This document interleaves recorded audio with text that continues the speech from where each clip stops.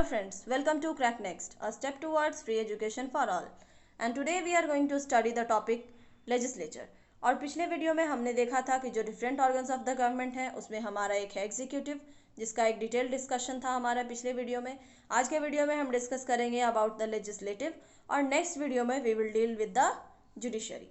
तो चैप्टर को आगे बढ़ाने से पहले आइए हम समझते हैं कि इसमें कौन कौन से टॉपिक हैं जो हमें डिस्कस करना है. जो लेजिस्लेचर जो हमारा चैप्टर है उसमें क्या क्या पढ़ना है. तो पहले हमें देखना है लेजिस्लेचर क्या होता है, उसके to houses of the parliament कौन है, राज्यसभा और लोकसभा के पावर्स क्या हैं, पार्लियामेंट के फंक्शन क्या हैं, बिल को कैसे बनाया जाता है और उसे लॉ बनाने का प्रोसेस क्या है. फिर हम देखेंगे कि पार्लियामेंट जो है वो कैसे कंट्रोल करता है, उसके इंस्ट्रूमेंट्स कौन कौन से हैं. फिर पार्लियामेंट्री कमेटी और लास्ट हम डिस्कस करेंगे about the regulation of parliament. तो चलिए शुरुआत करते हैं. तो जैसा कि हम जानते हैं जो हमारा सेपरेशन ऑफ पावर है फेडरलिज्म मॉडल के अकॉर्डिंग, उसमें जो सेपरेशन ऑफ पावर दिए गए हैं जो डिफरेंट ऑर्गन्स को, उसमें लेजिस्लेचर को कुछ पावर्स हैं जिसके अकॉर्डिंग वो लॉ बनाने के लिए रिस्पॉन्सिबल है. जो हमारा एग्जीक्यूटिव है उसकी पावर है जो लॉ है उनको इम्प्लीमेंट करना, और जो जुडिशियरी है उनका पावर है लॉ को इंटरप्रेट करना. तो ये एक हमारा मैकेनिज्म है जो चलता चला जाता है. और जो हमारा एक प्रीवियस वीडियो एग्जीक्यूटिव का था उसमें हमने डिटेल डिस्कशन किया था कि how executive implements the law. और आज के वीडियो में हम देखते हैं कि लेजिस्लेचर जो है वो हमारा लॉ को कैसे बनाता है. तो चलिए पहले हम समझते हैं कि हमारा लेजिस्लेचर होता क्या है. तो जैसा कि हम जानते हैं लेजिस्लेचर क्या है, हमारा एक लॉ मेकिंग बॉडी है. और legislature are elected by the people. वो पीपल जो है वो उनको इलेक्ट करते हैं, ठीक है, on behalf of the people. और उनका काम क्या होता है कि जो पीपल उनको इलेक्ट किए हैं उनके लिए वो काम करें. उनकी जवाबदेही है, उनकी अकाउंटेबिलिटी है कि जिन्होंने उन्हें इलेक्ट किया है उनके प्रति वो पूरे अपनी निष्ठा से काम करें और वो उनके लिए काम करें. और उनका यही काम है कि जिन्होंने उन्हें इलेक्ट किया है उसके लिए वो आगे कदम बढ़ाएं, ठीक है. अब देखिए जो लेजिस्लेचर है उनके फंक्शंस क्या हैं. वॉकआउट करना, प्रोटेस्ट करना, डेमोन्स्ट्रेशन, अनएनिमिटी, इन सब के साथ कोऑपरेशन के साथ रहना. अब वॉकआउट का मतलब होता है कि कोई एक मीटिंग को, living a meeting for the disapproval show करने के लिए कि हम इन बातों से सहमत नहीं हैं. प्रोटेस्ट तो हम आम जीवन में देखते हैं कि यहाँ प्रोटेस्ट किया गया है. डेमोन्स्ट्रेशन है, कुछ हम डेमोन्स्ट्रेट किया जाता है कि नहीं हम इनके अगेंस्ट हैं. और अनएनिमिटी मतलब होता है पूरे ग्रुप में सबकी सहमति के लिए एक कंप्लीट एग्रीमेंट होना. जैसे जो हमारे बिल्स होते हैं जिनको पास किया जाता है तो उसमें अनएनिमिटी चाहिए ताकि वो बिल जो है वो लॉ बन पाए, ठीक. अब देखिए कोऑपरेशन चाहिए, क्योंकि कोऑपरेशन नहीं होगा तो जो ऑर्गन ऑफ द गवर्नमेंट होंगे वो आपस में अपने आप में झगड़ते रहेंगे. तो जो एक कॉन्स्टिट्यूशन का जो एक मोटो है, जो एक टारगेट है, वो कंप्लीट नहीं हो पाएगा. तो इसमें कोऑपरेशन जरूरी है. और इसमें क्या चाहिए कि एक डेमोक्रेसी जो हमारा डेमोक्रेटिक कंट्री है उसके अंदर में रहते हुए ये काम करें.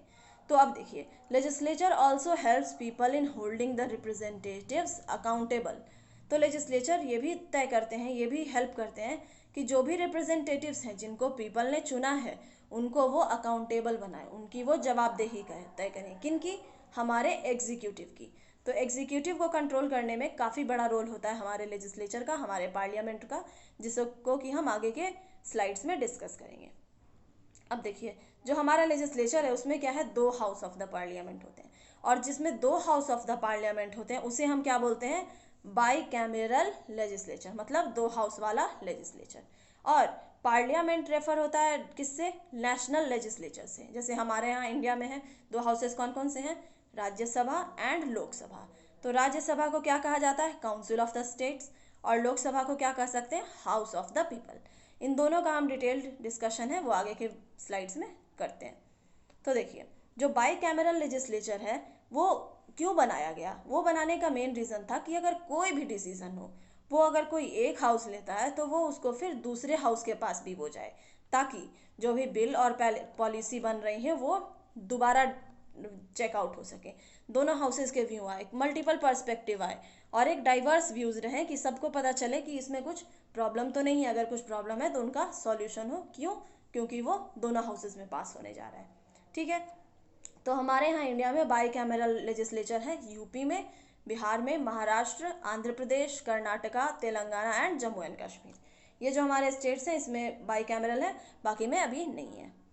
अब देखिए, अब डिटेल डिस्कशन करते हैं हम लोग राज्यसभा और लोकसभा, जो कि हमारे दो हाउसेज ऑफ द पार्लियामेंट हैं। तो Rajya Sabha represents the state of India. Different state में डिफरेंट राज्यसभा होंगे और इसमें डायरेक्टली नहीं इनडायरेक्टली इलेक्टेड बॉडी होते हैं। डायरेक्टली मतलब हम किस में पढ़े थे, हमने हमारा पढ़ा था चैप्टर इलेक्शन एंड रिप्रेजेंटेशन। उसमें हमने देखा था कि डायरेक्ट इलेक्शन होता है जिसमें पीपल जो है अपने रिप्रेजेंटेटिव को डायरेक्ट इलेक्ट करते हैं, जबकि इनडायरेक्ट में क्या होता है कि जो पीपल है उन्होंने किन्हीं को चुना और इन टर्न जो चुने हुए हैं वो आगे जाकर उन्हें इलेक्ट किए। जैसे हमारा किनका इलेक्शन है अभी, ये जो हमारा ये जो हमारा प्रेसिडेंट का होता है ना, उसमें हमारे एमपी और एमएलए को हम इलेक्ट करते हैं और वो इन टर्न किसको, हमारे प्रेसिडेंट को इलेक्ट करते हैं।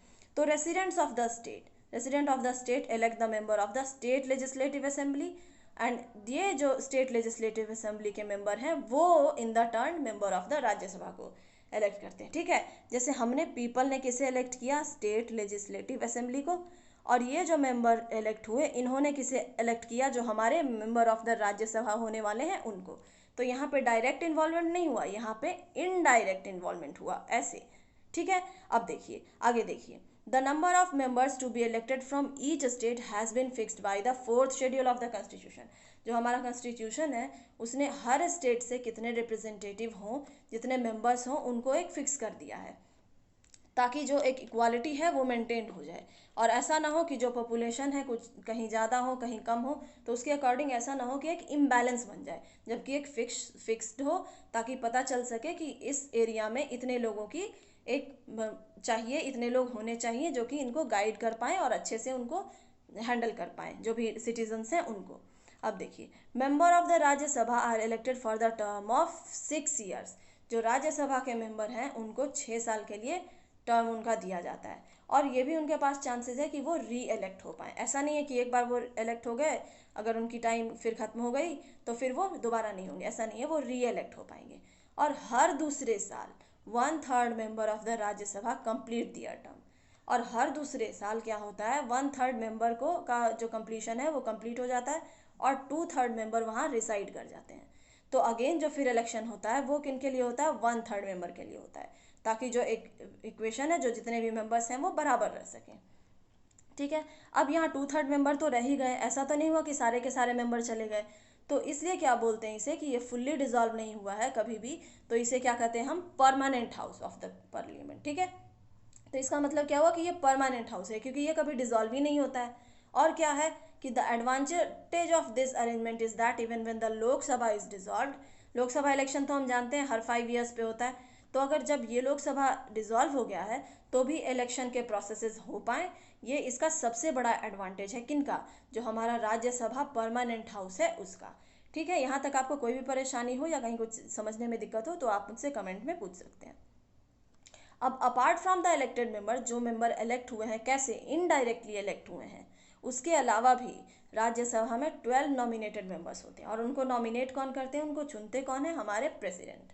और ये जो नॉमिनेटेड मेंबर हैं वो नॉमिनेशंस उनका होता है कि उन्होंने अगर किसी फील्ड में, किस फील्ड में, लिटरेचर में, आर्ट्स में, सोशल सर्विस में या साइंस में, अगर उन्होंने बहुत अच्छा परफॉर्म किया है तो उन लोगों को जो हमारे प्रेसिडेंट हैं वो इलेक्ट कर सकते हैं, वो नॉमिनेट कर सकते हैं हमारे राज्यसभा के मेंबर्स को बनाने के लिए। ठीक है, अब देखिए, अब राज्यसभा के कुछ पावर्स हैं, जैसे कौन कौन से पावर्स हैं वो हम देख लेते हैं। कंसिडर्स और अप्रूव्स नॉन बनी बिल्स, मतलब नॉन बनी बिल को कंसिडर करते हैं और उनको अप्रूव करते हैं, उनको सही करते हैं कि चलिए अब हम इसमें हमारी सहमति है। और अगर कुछ अमेंडमेंट चाहिए, किसमें, मनी बिल्स में, अगर उसमें कुछ अमेंडमेंट किया गया है मनी बिल में, तो उसमें क्या करते हैं, वो कुछ सजेशन देते हैं, कौन, हमारे राज्यसभा, उनके मेंबर्स। ठीक है, और क्या है इनका power, approves the constitutional amendment. अब जो हमारा बिल है उनको लॉ बनने के लिए जो भी हो, कुछ प्रोसीजर्स हो, तो उसमें दोनों हाउसेस की सहमति होना जरूरी होता है। तो उन्हीं सहमति के लिए ये राज्यसभा का पावर है कि वो कॉन्स्टिट्यूशनल अमेंडमेंट को वो अप्रूव कर सकते हैं। और जब दोनों हाउसेस की सहमति होगी तो ही उसके बाद उस बिल को प्रेसिडेंट के एक्सेंट के बाद क्या बनाया जाएगा, लॉ। ठीक है, और क्या कर सकते हैं पावर्स, क्या क्या है राज्यसभा के, exercises control over the executive. Executive जो हमने पिछले चैप्टर में पढ़ा था एग्जीक्यूटिव, उसमें हमने देखा था कि जो हमारे different organs of the government हैं उसमें चेक एंड बैलेंस होता है, और जिसमें एग्जीक्यूटिव को कौन कंट्रोल करता है, हमारा लेजिस्लेटिव। तो एग्जीक्यूटिव को कैसे कंट्रोल करता है, by asking questions, introducing motions and resolution. No confidence motion, अगर उन्हें ऐसा लगा कि जो गवर्नमेंट है वो काम नहीं कर रही है तो नो कॉन्फिडेंस मोशन के थ्रू अपने वो पावर को कंट्रोल करते हैं। कौन? हमारे Rajya Sabha. Participates in the election and removal of the president, क्योंकि जो रिमूवल है प्रेसिडेंट, वाइस प्रेसिडेंट, जजेस ऑफ सुप्रीम कोर्ट या हाई कोर्ट, उसमें ज़रूरी होता है कि जो दोनों हाउस हैं उनकी सहमति हो। और क्या करते हैं? It can alone initiate the procedure of the removal of the vice president. Vice president के रिमूवल के लिए जो उनका प्रोसीजर है वो खुद कर सकते हैं। कौन? हमारे राज्यसभा। और ये उनकी स्पेशल कुछ पावर्स हैं।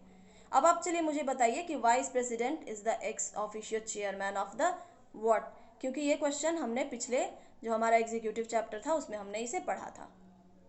अब can give a union parliament power to make laws and matter included in the state list, जो स्टेट लिस्ट से कंसर्न्स है मैटर, उसको ये रिक्वेस्ट कर सकता है अपनी यूनियन गवर्नमेंट को, यूनियन पार्लियामेंट को ये कह सकता है, पावर देता है कि जो हमारे मैटर्स हैं उनको आप इनको सामने लाइए, ताकि जो एक रिप्रेजेंटेशन है वो इक्वली बैलेंस्ड रहे।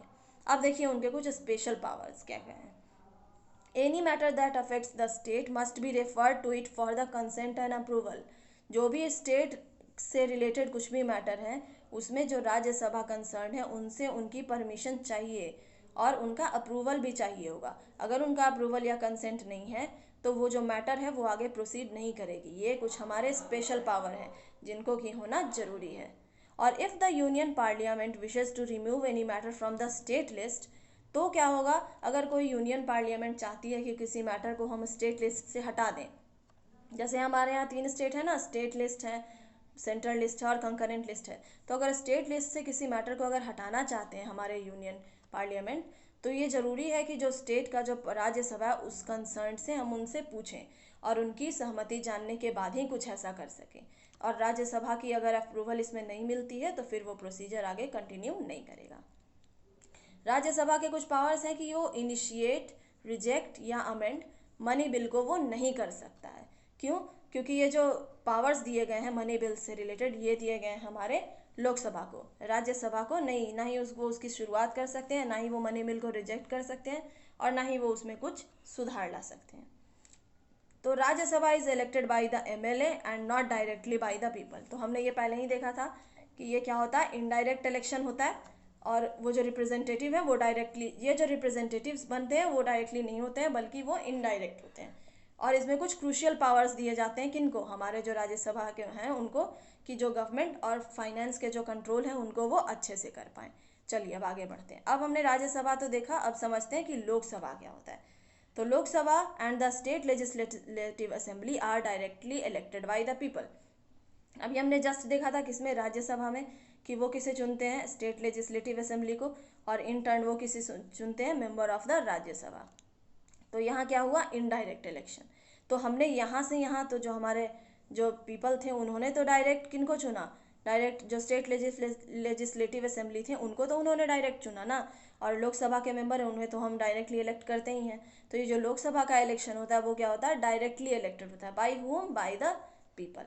ठीक है, तो इसमें क्या होता है, इस इलेक्शन प्रोसेस में इंटायर कंट्री को क्या मान लिया जाता है, एक टेरिटोरियल कंस्टिट्यूएंसी में डिवाइड कर दिया जाता है, जो कि हमने इलेक्शन एंड रिप्रेजेंटेशन चैप्टर आपने पढ़ा होगा, तो उसमें आप जानते होंगे कि ये जो कंस्टिट्यूएंसी है उनको डिवाइड कर दिया जाता है। क्योंकि जो इतना बड़ा हमारा इंडिया है, जो डेमोक्रेटिक कंट्री है, इतना डाइवर्स कंट्री है, तो एक साथ इलेक्शन लेना उतना पॉसिबल नहीं हो पाता है। और अगर स्टेट है तो स्टेट लेजिस्लेटिव असेंबली में उनको डिफरेंट स्टेट्स में फिर कर दिया जाता है।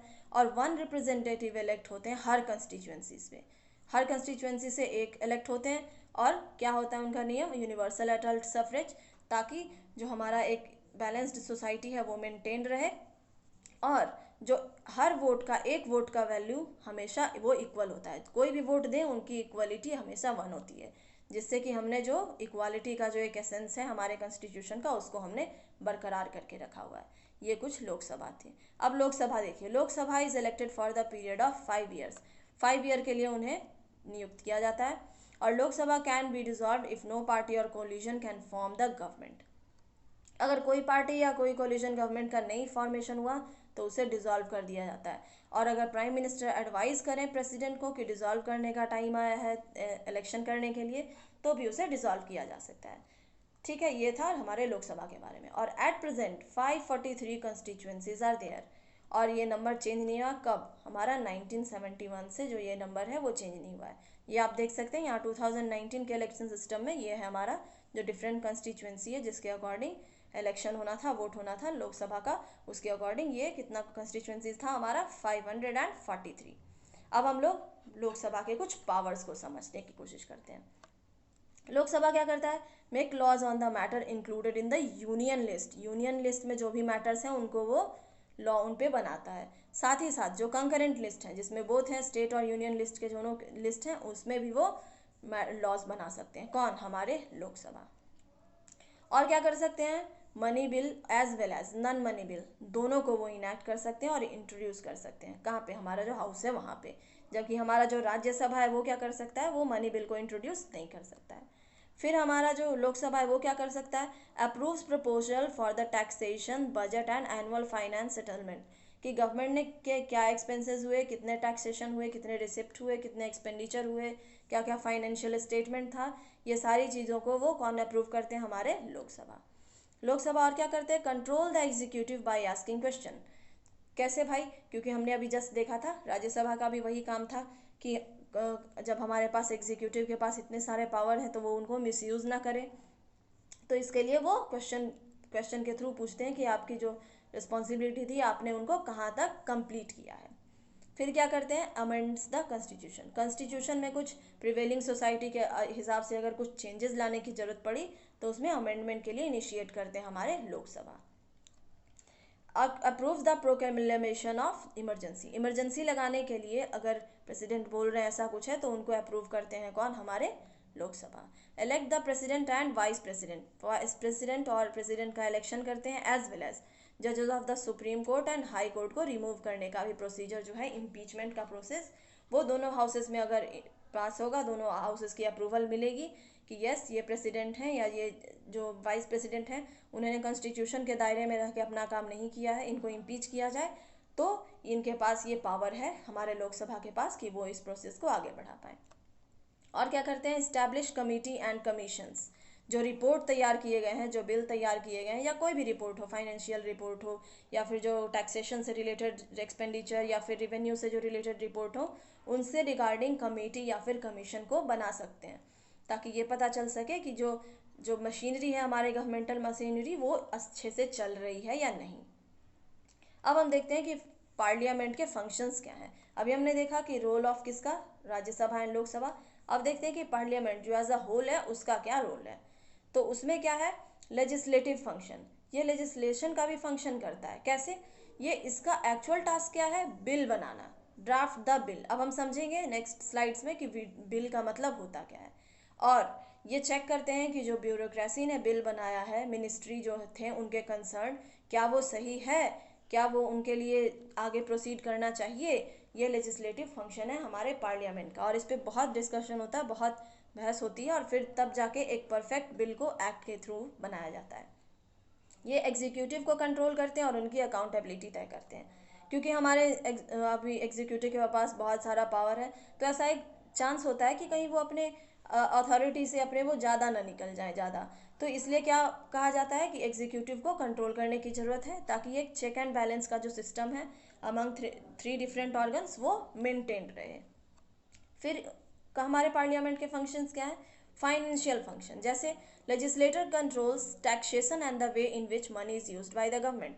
अब ये चेक करते हैं कि जो हमारे गवर्नमेंट है उन्होंने कैसे बिल को, कैसे पैसे को कैसे खर्च किया, उसे वो चेक करते हैं। जितनी पैसे उनको रिसीव हुई, कितना उन्होंने एक्सपेंस किया, और वो कैसे करते हैं, बाय द एनुअल बजट जो हमारे हर फाइनेंशियल ईयर में आता है, वो चेक करते हैं कि जो हमारा रिसिप्ट हुआ था कितना उन्हें मिला और कितना उन्होंने एक्सपेंस किया, कैसे एक्सपेंस किया, उसकी वो अकाउंटेबिलिटी उसकी वो तय करते हैं कि कैसे उन्होंने फंक्शन किया, कैसे उनकी फाइनेंशियल फंक्शन हुई।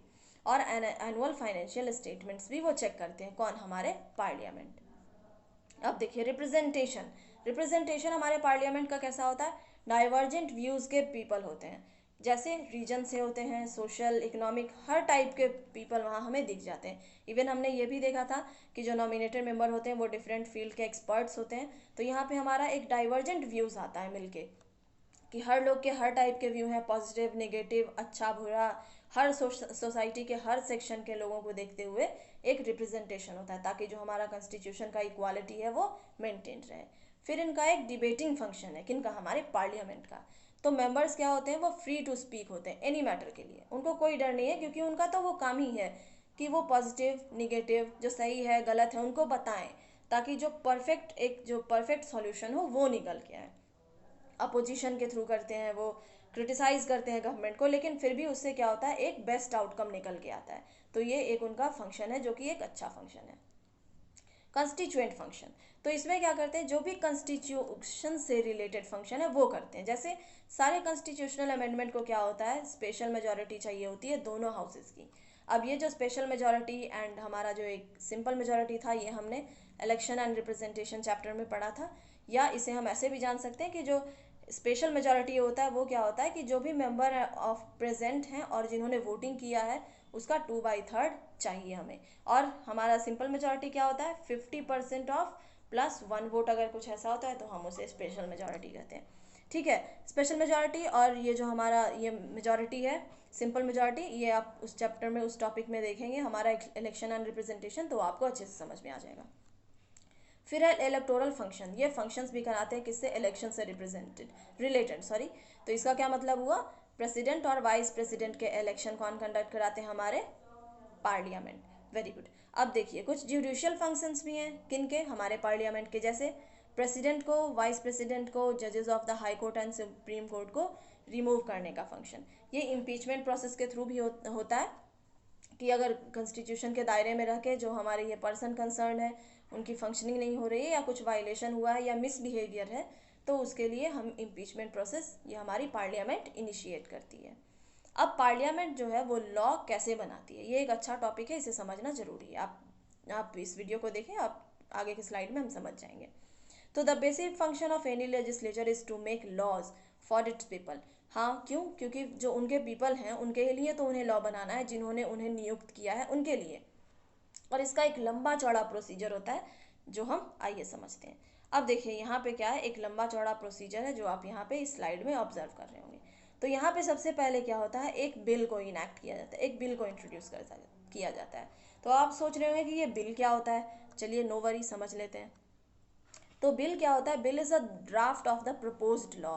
किसी लॉ को बनाने के लिए एक ड्राफ्ट होता है जिसमें डिफाइंड होता है कि वो किस चीज़ से कंसर्न है, कौन से सोसाइटी के लिए वो बनाया गया है, वो टेक्नोलॉजी से रिलेटेड है, एजुकेशन से रिलेटेड है, फाइनेंस से रिलेटेड है।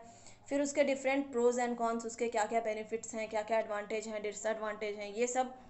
साथ में उसमें गवर्निंग बॉडी कौन होगी, अगर उनका ब्रीच होता है, अगर वो उसमें कुछ त्रुटि हैं, कुछ फ्लॉज हैं, कुछ उसमें रिकन्सिडरेशन चाहिए, तो उसमें गवर्नमेंट के कौन से ऑर्गन इन्वॉल्व होंगे, वो सारी चीज़ें इस ड्राफ्ट में लिखा हुआ रहता है। किस में, जो हम बिल को इनेक्ट कर रहे हैं, जो हमारा ड्राफ्ट है उसमें।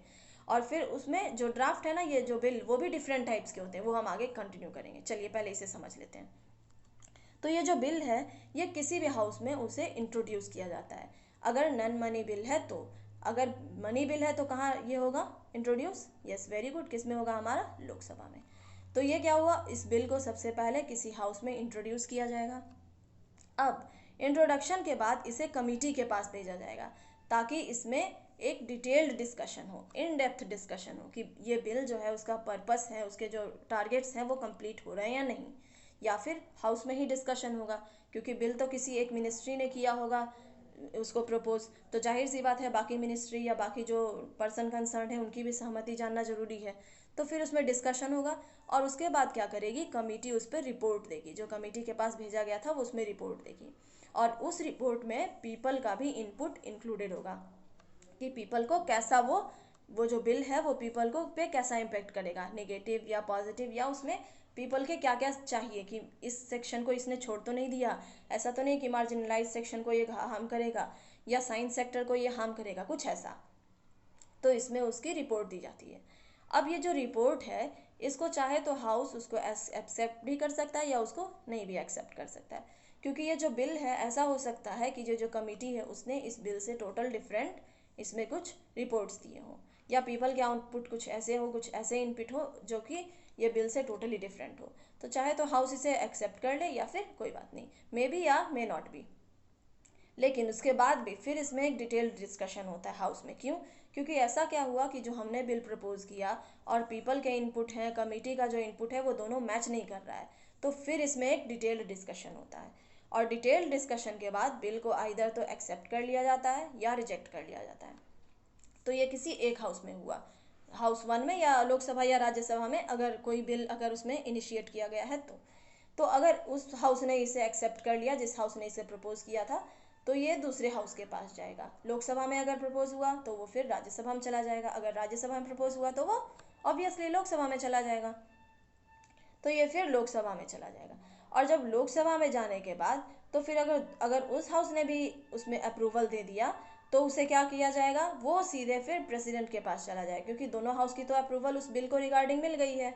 तो वो प्रेसिडेंट के पास चला जाएगा और प्रेसिडेंट उसे एक्सेंट दे देंगे। अगर प्रेसिडेंट ने साइन कर दिया तो फिर वो बिल क्या हो जाएगा, लॉ बन जाएगा।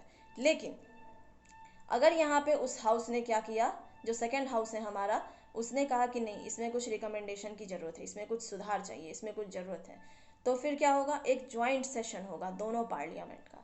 और ज्वाइंट सेशन में फिर देखा जाएगा कि ये बिल में कितनी सहमति मिल रही है।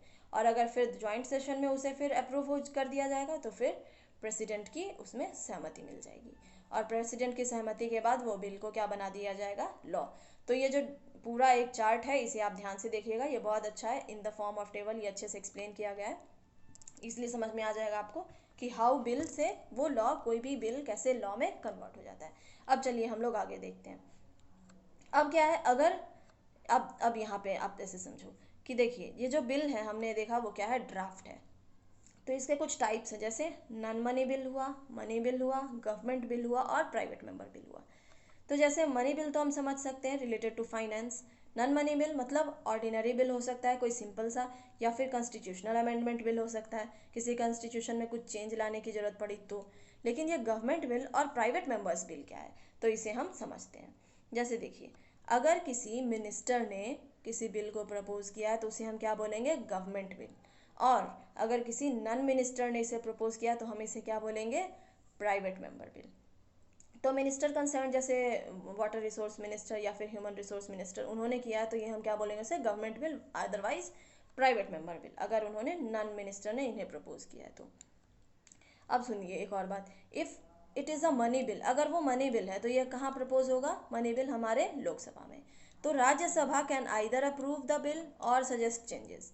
तो राज्यसभा इसमें क्या करेगा, आइदर वो बिल को अप्रूव कर देगा या फिर उसमें कुछ चेंजेस सजेस्ट करेगा, लेकिन वो उसे कभी रिजेक्ट नहीं कर सकता। ये पावर नहीं दी गई है राज्यसभा को कि मनी बिल को वो रिजेक्ट करे। और अगर राज्यसभा ने 14 दिन के अंदर कोई एक्शन नहीं दिया, न रिकमेंडेशन बताया, न चेंजेस किया, न अप्रूवल दिया, तो क्या होगा, वो बिल को समझ लिया जाएगा कि वो राज्यसभा में भी पास्ड है और उसे फर्दर प्रोसेसेस के लिए आगे बढ़ा दिया जाएगा। अब देखिए एक और बात क्या है बिल के regarding, amendment to the bill suggest by the Rajya Sabha may or may not be accepted by the Lok Sabha. अब अमेंडमेंट और जो सुधार किए गए हैं, किसने, राज्यसभा ने जो कुछ सुधार किए हैं बिल में, वो ऐसा हो सकता है कि राज्यसभा उसको माने या फिर न भी माने। राज्यसभा की इसमें पूरी अपनी खुद की ऑटोनॉमी है कि अगर वो चाहें तो उसे मान सकते हैं या उसे नहीं एक्सेप्ट करें या इसको एक्सेप्ट ना भी कर सकते हैं।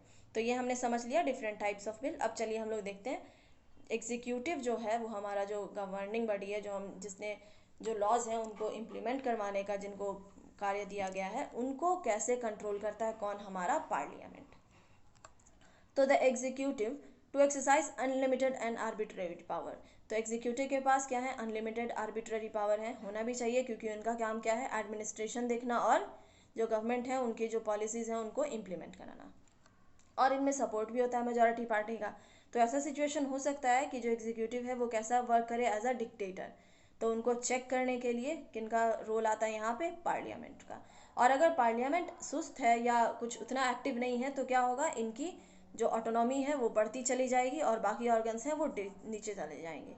तो इसमें क्या चाहिए, एक एक्टिव और विजिलेंट पार्लियामेंट की ज़रूरत होती है, जो कि रेगुलर चेक बनाए रखे किस पे, एग्जीक्यूटिव पे। एक चेक एंड बैलेंस का जो सिस्टम है among 3 organs of the government, उसको ये बनाए रखें। तो यही है हमारे पार्लियामेंट का काम। अब no action can be taken against the member for whatever the member may be said in the legislature. अब लेजिस्लेचर में जिस मेंबर ने कुछ जो कहा है उसके लिए उन पर कोई एक्शन नहीं लिया जाएगा। ऐसा क्यों है, क्योंकि उनका वही काम है, उनका काम है गवर्नमेंट को क्रिटिसाइज़ करना ताकि एक बेस्ट आउटकम निकल के आए। अगर गवर्नमेंट ने कुछ प्रॉमिस किए हैं तो उनको फुलफिल करना। जो इलेक्टर्स जिन्होंने जो सिटीजन्स ने उन्हें चुना है उनके लिए उनकी अकाउंटेबिलिटी तय करना। और इन्हें हम क्या बोलते हैं, इन्हें हम पार्लियामेंट्री प्रिविलेज कहते हैं, क्योंकि जो पार्लियामेंट है ना ये इसमें कुछ उसकी प्रिविलेज हो जाती है, उसकी कुछ बड़ा हो जाती है। ठीक है, अब देखो instrument of the parliamentary control. अब पार्लियामेंट कंट्रोल कैसे करता है, कौन कौन से इंस्ट्रूमेंट्स हैं जिनके थ्रू वो कंट्रोल बनाता है। तो parliamentary system ensures executive accountability at various stages. उनकी जवाबदेही तय करता है कि आपके जो प्रोमिस थे उनको आपने कंप्लीट किया है या नहीं। जैसे उनके डिफरेंट पोस्ट और इम्प्लीमेंटेशन जो पॉलिसी मेकिंग है उसमें वो चेक करते हैं, उन्हें अप्रूवल या डिसअप्रूवल के लिए उनके थ्रू एक्सीड करते हैं। ठीक है, तो ये कैसे होता है, बाय डेलिब्रेशन एंड डिस्कशन। तो डेलिब्रेशन मतलब होता है कि विस्तृत विचार विमर्श करना, किसी भी चीज़ का विस्तृत सावधानी और सतर्कता के साथ विस्तृत विचार विमर्श करना। किनका, जो भी हैं चीज़ें हैं उनका डिस्कशन। तो किनका, जैसे देखिए member of the legislature get an opportunity to deliberate on the policy direction of the executive. और जो पॉलिसीज़ या जो डायरेक्शन दिए हैं एग्जीक्यूटिव ने उनके लिए उन पे क्या है, जो हमारा पार्लियामेंट है उनको कंट्रोल है कि वो उस पर एक विस्तृत विचार विमर्श करें और उसके बाद ही उसको इम्प्लीमेंटेशन में लाएं। जो बिल है उसमें क्या क्या फ्लॉज हैं, क्या क्या त्रुटियां हैं, उनको चेक करते हुए आगे बढ़ते चले जाएं, है ना। फिर क्या है इनका फंक्शन, इंस्ट्रूमेंट क्या है, एक तो हुआ हमारा डेलिब्रेशन एंड डिस्कशन, सेकंड क्या है अप्रूवल और द रिफ्यूज़ल ऑफ लॉ। तो एक बिल का अप्रूव कर सकते हैं या फिर उनको रिफ्यूज़ कर सकते हैं। तो बिल जो है, जो हमारा ड्राफ्ट है वो तभी लॉ बन पाएगा जब उसमें पार्लियामेंट का अप्रूवल मिला है, दोनों हाउस का अप्रूवल मिलेगा तब। तो ये है पार्लियामेंट्री कंट्रोल। अगर वो चाहें किसी बिल को एक्ट न बनाने के लिए तो वो वहाँ पे कुछ चेक कर सकते हैं। तो if the government has majority in the Lok Sabha but not in the Rajya Sabha, अगर गवर्नमेंट की मेजॉरिटी हुई लोकसभा में और राज्यसभा में नहीं है तो उन्हें कुछ कंसेशंस देने होते हैं, तो ताकि जो बिल है वो दोनों हाउसेज में इनैक्ट हो पाए, क्योंकि लोकसभा के जो मेंबर्स होते हैं उनका जो नंबर होता है वो थोड़ा ज़्यादा होता है और ये थोड़ा ज़्यादा पावरफुल है लोकसभा हमारे यहाँ राज्यसभा के कंपैरिजन में, इसलिए यहाँ पे जो मेजॉरिटी पार्टी होती है उनकी ज़्यादा चलती है। अब देखिए फाइनेंशियल कंट्रोल करते हैं, फाइनेंस को कैसे कंट्रोल करते हैं, by preparation and presentation of budget for the approval of legislature is constitutional obligation on the government. तो जो बजट बनाया जाता है कि इस गवर्नमेंट के इस सेक्टर में इतना खर्च हुआ या इतना इसमें रिसिप्ट मिला, इससे ये क्या करते हैं, हमारा लेजिस्लेचर वो क्या करता है फाइनेंशियली कंट्रोल करता है कि आपने तो कहा था कि इतना, गवर्नमेंट कही थी कि इतना खर्च होगा बट ऐसा तो हुआ नहीं, तो उसके लिए आप उनकी बात बताइए कि जो एक्सपेंडिचर था वो गया कहाँ। ये हमारे जो पार्लियामेंट है उनका ये फंक्शन है। अब through financial control the legislature control the policy of the government. अब गवर्नमेंट ने जो पॉलिसी बनाई उनका किस हद तक इम्प्लीमेंटेशन हुआ, जो बजट फिक्स किए गए थे, जो टेन्योर फिक्स किए गए थे या जो पैसा उन पे खर्च करने के लिए फिक्स किया गया था उनको उन्होंने पूरा कंप्लीट किया या नहीं। तो फाइनेंशियल कंट्रोल जो एक इंस्ट्रूमेंट है हमारे पार्लियामेंट का, उसके थ्रू इन पे वो चेक करते हैं। फिर क्या कर पाते हैं, नो कॉन्फिडेंस मोशन। अगर उन्हें कॉन्फिडेंस नहीं है किन पे, अगर रिगार्डिंग द मेंबर हैं जो मेजॉरिटी है लोकसभा में, उनके जो कोलिशन पार्टी है, जो गवर्नमेंट है, उनके रिगार्डिंग उन्हें अगर नहीं है सहमति तो एक नो कॉन्फिडेंस वो इंट्रोड्यूस कर सकते हैं। As long as the government has the support in the majority of the party in the Lok Sabha, the power of the House is dismissed. The government is fictional rather than real. जब तक लोकसभा की majority होगी तब तक वहाँ पे party रहेगी, जैसे जैसे मेजॉरिटी खत्म होती जाएगी वहाँ पे लोगों का मेजॉरिटी खत्म होगा तो फिर वो गवर्नमेंट जो है, वो सरकार जो है वो गिर जाएगी। The parliament can effectively control the executive and ensure a more responsive government. अब नो कॉन्फिडेंस मोशन के थ्रू क्या करते हैं, ये एग्जीक्यूटिव को कंट्रोल करते हैं। कौन कौन से हमारे एग्जीक्यूटिव, जो हमारे प्रेसिडेंट हुए, हमारे प्राइम मिनिस्टर हुए, ये सब जो हमारे उनके लिए ये क्या करता है, इफेक्टिवली कंट्रोल करता है पार्लियामेंट और इंश्योर करता है कि जो गवर्नमेंट है वो ज़्यादा रिस्पॉन्सिव हो। किन के लिए रिस्पॉन्सिव हो, जो सिटीजन्स ने उन्हें इलेक्ट किया है उनके प्रति, जिन्होंने उन्हें इलेक्ट किया है कि हमारे गवर्नमेंट के लिए आप रिस्पॉन्सिबल हैं, उनके लिए वो ज़्यादा अकाउंटेबल हों, इसलिए ये नो कॉन्फिडेंस मोशन किया जाता है। अब देखिए कमिटी ऑफ द पार्लियामेंट क्या होता है। जैसे अभी हमने पिछले कुछ स्लाइड्स में देखा था कि जो बिल है वो कमिटी के पास डिस्कशन के लिए जाती है, ताकि जो है डिस्कशन उनका हो वो इन डेप्थ हो, पॉजिटिव नेगेटिव सारे जो पैरामीटर्स हैं, सारे जो पॉइंट्स हैं उनको कंसिडर करते हुए वो आगे बढ़े। तो ये committee, these committee play a vital role not merely in law making, बस लॉ मेकिंग में ही नहीं but also in day to day business. Day to day business of the house में भी ये कमिटी का काफ़ी रोल होता है। जो भी कमेटी बनाए जाते हैं पार्लियामेंट के उनका। तो making of the law require in depth study, कोई भी लॉ बनाए जा रहे हैं तो उनका क्या चाहिए, इन डेप्थ स्टडी होना चाहिए कि कौन कौन से ग्रुप टारगेट हो रहे हैं, कौन से किनको हमने प्रिविलेज किया, किनको हमने डिप्रेस छोड़ दिया उनके लिए। तो उसके लिए एक कंसिडरेशन चाहिए होता है, इन डेप्थ स्टडी भी चाहिए होता है, उसी के लिए उसी फंक्शन के लिए कमेटी को बनाया जाता है। इसमें कौन से हैं, पार्लियामेंट्री स्टैंडिंग कमेटी जो कि करप्शन के केसेस हैं तो उनके लिए वो चेक करते हैं, और ज्वाइंट पार्लियामेंट्री कमेटी कोई भी पर्टिकुलर बिल के लिए हो जो जेपीसी है उनको डिस्कस करने के लिए अगर कमेटी के पास भेजा गया तो इन दोनों कमिटीज़ का काम है रिगार्डिंग टू दियर सब्जेक्ट्स वो आगे बढ़ाएं, और फिर अगर वो बिल है वो प्रपोज किया गया है तो उनको लॉ बनाने में आगे, अगर वो सोसाइटी की हेल्प हो रही है उसमें तो लॉ बनाने में उनको हेल्प करें।